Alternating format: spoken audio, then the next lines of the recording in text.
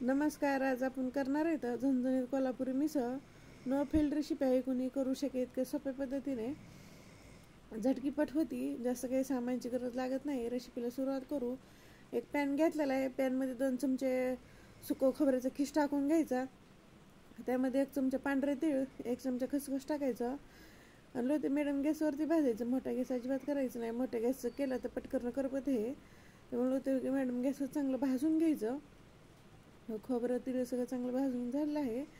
हे काढून घ्यायचं. त्याच पॅनमध्ये 1 चमचा तेल टाकायचं आणि मिडियम साईजचा कांदा घेतलेला आहे ते टाकून घ्यायचं. सोपा पातळ कापून घेतलेला आहे ते टाकून पण त्याला चांगलं गोल्डन करेपर्यंत भाजून घ्यायचं आहे.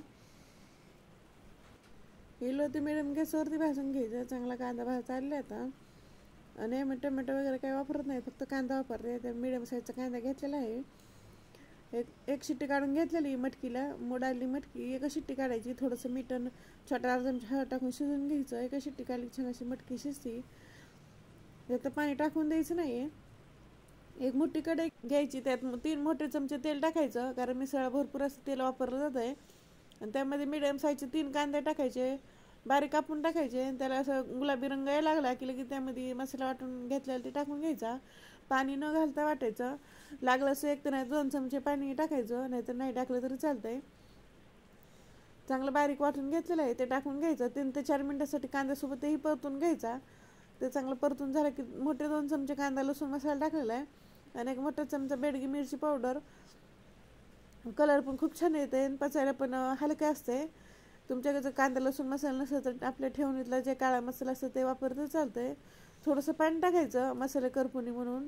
पावडर मसाला पटकन असे करपलं जातं. त्यामध्ये 3 ते 4 मिनिटं असं झाकून ठेवायचं. म्हणजे छान असा मसाला तयार झाला आहे. आणि त्यामध्ये मटकी टाकून घ्यायची शिजून घेतलेली, पाण्यासोबत टाकायची. आणि त्यामध्ये अजून पाणी टाकणार आहे, पातळ करायची असते. कट म्हणलं की पातळच असते. आणि त्यामध्ये गरमच पाणी वापरायचं, थंड वापरायचं नाही आहे. उकळी आले की बारीक गॅस करायचं. 7 ते 8 मिनिटासाठी चांगलं बारीक गॅसवरती शिजवून द्यायचं. कट छान असं शिजलेलं आहे. 7 ते 8 मिनिटात कट तयार झालेलं आहे. झणझणीत अशी मिसळ कोल्हापुरी तयार आहे. कुणी करू शकेल इतक्या सोप्या पद्धतीने. त्यावर थोडीशी कोथिंबीर टाकून घ्यायची आणि गॅस बंद करायचा. एक प्लेट घ्यायची. तर प्लेटमध्ये आपण टाकून घेणार आहेत. त्यामध्ये पहिले फरसाण टाकून घ्यायचं. हे मिक्स फरसाण घेतलेलं आहे. आपल्या आवडीप्रमाणे कोणचंही फरसाण घ्यायचं, पण मिसळ असं तिकडं फरसाण घ्यायचं, गोड फरसाण घ्यायचं नाही. त्यावरती थोडासा कांदा टाकायचा आणि कट टाकून घ्यायचं. त्यावरती थोडीशी मटकी टाकायची, कटही टाकायचा. खूप छान अशी मिसळ तयार होती.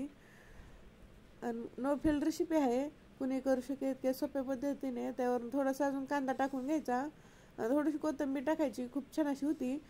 तुम्हाला जास्त जर तिखट अजून आवडत असेल तर एका तडक्या पॅनमध्ये 1 चमचा तेल टाकायचं आणि त्यामध्ये लाल तिखट टाकायचं 1 चमचा आणि ते कटावरती टाकून घ्यायचं. खूप छान अशी झणझणीत कोल्हापुरी मिसळ तयार आहे. कटाची वाटी ठेवायची साईडला, त्यावर मटकी उकडलेली, कांदा, लिंबू, पाव ठेवायचे. पावाच्या ब्रेडसोबत खूप छान अशी मिसळ लागते. झणझणीत मिसळ तयार आहे. काही ठिकाणी पिवळा बटाटा वापरतात. तुम्हाला आवडत असेल पिवळा बटाटा घ्यायचा, आपली भाजी बटाट्याची करतो ना तशी करून घ्यायची आणि त्या अशी काटासोबत टाकायची. खूप छान अशी लागते, पण मी केलेली नाही आहे. आम्हाला साधी सिंपल अशी मिसळ खूप छान लागते चवीला आणि झटकीपट तयार होती. जेव्हा खाऊ वाटेल तेव्हा करून खायची पटकन. हे माझी रेसिपी कशी वाटली कमेंटमध्ये नक्की सांगा. लाईक करा, शेअर करा. चॅनल जर नवीन असं सबस्क्राईब करा. बेल आयकॉन दाबायला विसरू नका.